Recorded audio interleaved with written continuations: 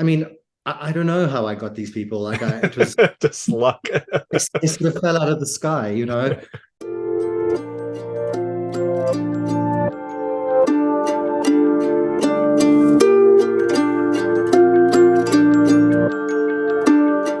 Hey everyone, it's David Stark from Watch Your Pass, and today I'm talking to writer and director John Trengove of Manodrome, which is coming to theaters on November 10th, 2023, and digital and on demand on November 17th, 2023. I'm going to talk to him right now, and while you're watching, if you can like and subscribe to this channel, that would be fantastic. It also meant a lot. Thank you. All right, so thanks so much for joining me today. I've got writer and director John Trengove talking about Manodrome, which is coming to theaters on November 10th, 2023, and digital and on demand on November 17th, 2023. It is an emotional, kind of slow burn journey about someone trying to overcome like their childhood issues that have kind of manifested into adulthood. They find a family, but maybe it's not the best family for them. It is a kind of emotional roller coaster, and it has a very nice shirt. So I wore my best shirt for this, and I'm excited to talk to you. So thanks so much for joining me.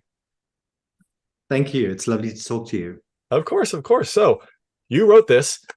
Where did this come from? I'm a little hesitant to ask just because of kind of like how dark some of the material is. It feels maybe it could be personal. So where did this come from? You know, I it came from many different places, but it sort of the idea sort of started when I read this book by Angela Nagel, Kill All Normies.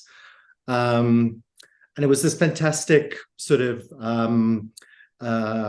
perspective on the online culture wars that had kind of formed a lot of the cultural landscape that we know today. And but there was this one particular chapter about the manosphere, and at the time when I was reading this in 2017, this was pretty much unknown. It was certainly my own first discovery of groups like Men Going Their Own Way and Proud Boys.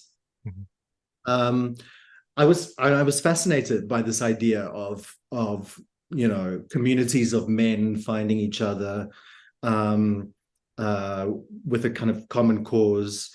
This idea of needing to rehabilitate themselves, having to kind of reject the culture and the sort of spaces that they were coming from. But at the same time, I was kind of clear that I didn't really want to make a film about the internet. It was I was really kind of taking a few of those ideas and then marrying them with this idea of the chosen family, which is kind of a queer idea, something that I'm familiar with.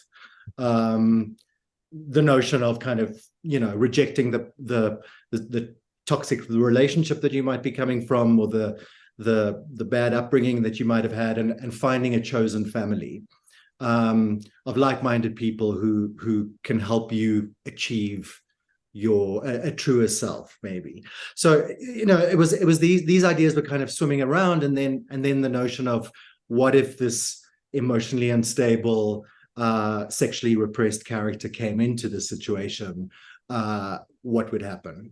And yeah, some dark ideas for sure. The movie was made in response to, I guess, dark times, or a feeling that I had at the time of what the hell was going on in the world and why was everything so crazy. Yeah, for sure. And really interesting, point that you made when you kind of like first discovered this in like 2017, because yeah, that seems like so long ago. Back then you'd be like, this is insane, like this actually exists, and now you're like, oh yeah, of course this exists in some weird, I would think, internet subculture, but you kind of make it into a real life subculture. So it is strange how like the journey that idea took in you, and kind of the sad reality of our times. Yeah, this definitely feels like something that could and probably is happening somewhere, right? Like, absolutely. It was amazing in the process of kind of making and developing the script, how the culture was kind of catching up to a lot of these things, and it was very much a kind of conscious decision to, the more kind of immediate the story became, the more I was trying to kind of pull away a little bit and find a more imagined or kind of an expressionistic space in which to talk about all of these things. But yeah, certainly it was fascinating and frightening to see the culture catching up to what the film was talking about, for sure. Yeah, maybe you caused this. Maybe your ideas are what caused magical thinking, right? And I did like how you kind of like mentioned you took kind of a I guess probably traditionally like a far right idea, and then maybe more of like a liberal queer idea, and kind of melded them together, because this film did definitely have tones of both. It didn't feel like it really pushed one direction or the other, but there definitely were some queer overtones in here that you're kind of like always wondering like what is going on, what is in his head, and you don't ever really find out. But it's definitely kind of in that kind of stew that you've created for this world and this family. Yeah, I mean, I don't know if you can call it a queer film. In my mind, it is. I'm fascinated by repression, sexual repression, and the violence that can stem from that. So yeah, the kind of queer subtext or queer undertones of the story are very much intentional, and in response to what you're saying, it was sort of interesting in a way to not make all of these characters the sort of expected hypermasculine types, but to really kind of pull it into a more familiar suburban kind of context, and to play with this notion of radical ideas infiltrating the mainstream. Yeah, and like you say, marrying sort of queer notions with more extremist kind of ideas. Sort of a perverse experiment, for sure.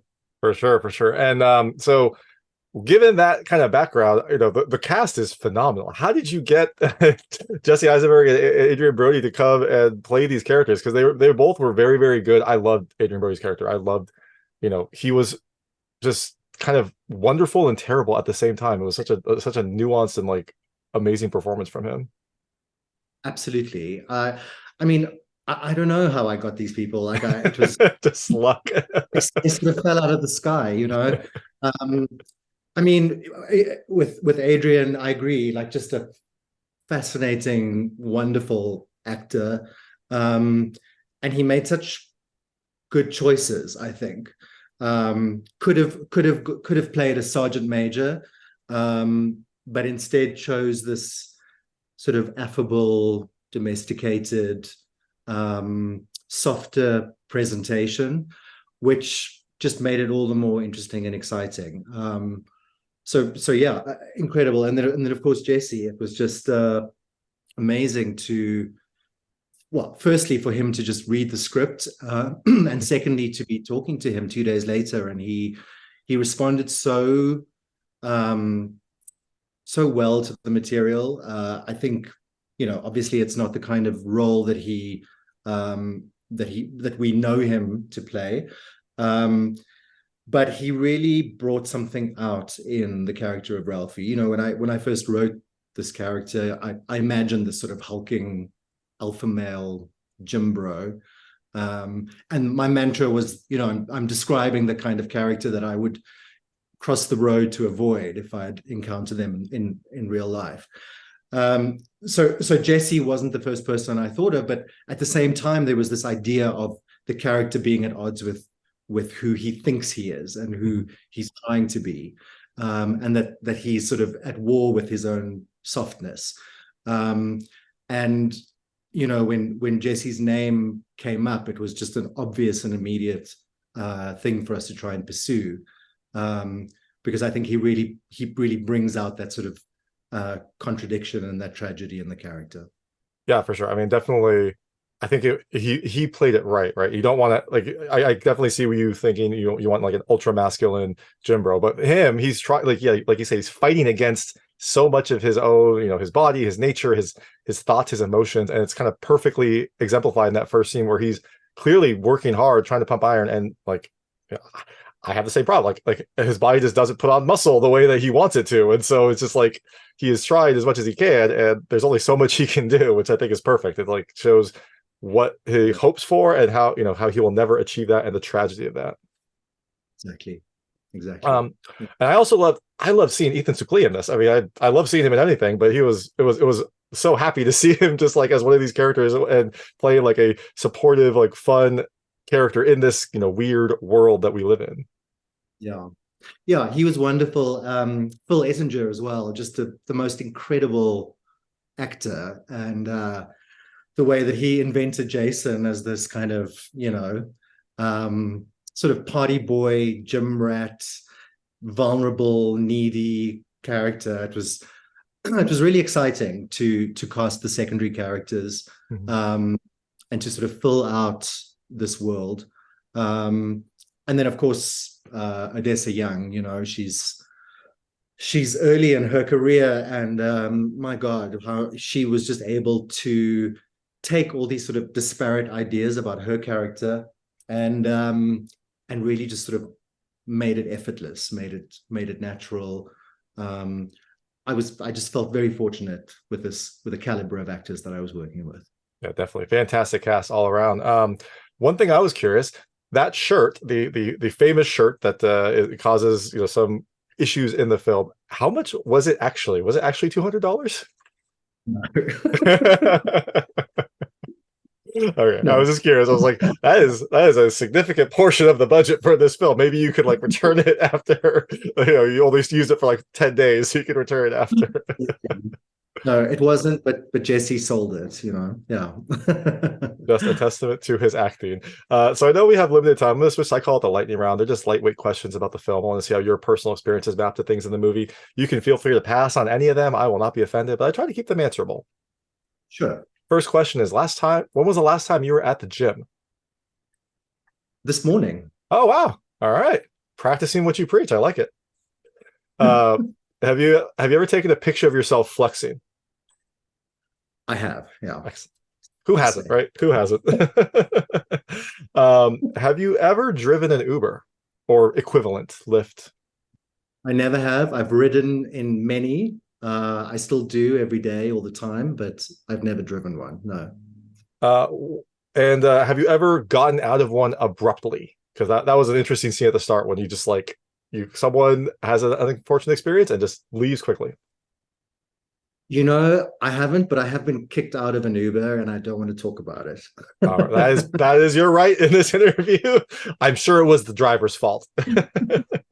No, actually, I can talk about it. The scene with the two gay guys in the back seat is very loosely based on an experience that I had. Yeah. Oh, that is terrible. Yeah, that is definitely the driver's fault. It didn't turn frightening in the way that it does, but we were ejected from the cab, from the Uber. Well, I'm glad that you stayed safe. That sounds awful. So, and I'm glad it could kind of come into your movie as another scene that helps to highlight Jesse's character.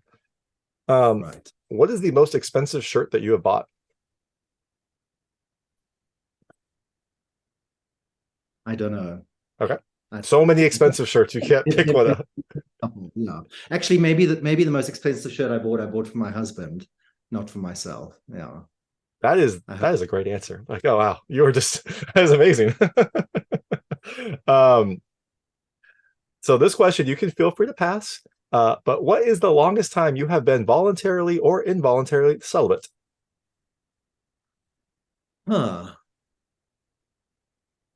Very good question. I would say maybe about 2 or 3 months.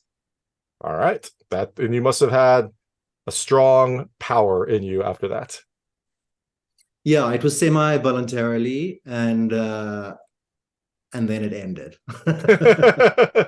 Gloriously ended. And the last question is, do you have a staggering beauty and cataclysmic power in you to create and annihilate? I do not. You do not. Sadly. Okay. Well, maybe actually happily, given how that power is used in this film. So the film is coming out on November 10th, 2023 in theaters and November 17th, 2023 in digital on demand. You are out promoting the film, getting the word out. But after people see Manodrome, I'm sure you have other stories, other things you want to tell. What can they look next from you after Manodrome? I'm hoping to shoot a feature next year. Things are sort of in development. I can't really talk about it, but it's a story set in South Africa, which is where I'm from. Something that is quite personal and very different, I think, from Manodrome. hopefully happier subject matter that you can manifest in this world, because this was a little bit darker. Fingers crossed. But that's awesome. A homecoming for you, going back to film in your home country. But you can look forward to that. Look forward to that announcement. But before that, check out Manodrome. It's coming to theaters on November 10th, 2023, digital on demand on November 17th, 2023. This is writer and director John Trengove. Thank you so much for your time. Thank you. It was a pleasure. Awesome. That was writer and director John Trengove talking about Manodrome, which is coming to theaters on November 10th, 2023, and digital and on demand on November 17th, 2023. It is a strange, emotional story about one person trying to overcome their childhood trauma and finding a family, but maybe it's not the best family for him. If you like this interview, please like and subscribe to this channel. It helps me out a lot. Make sure all my new content goes straight to you. Thank you.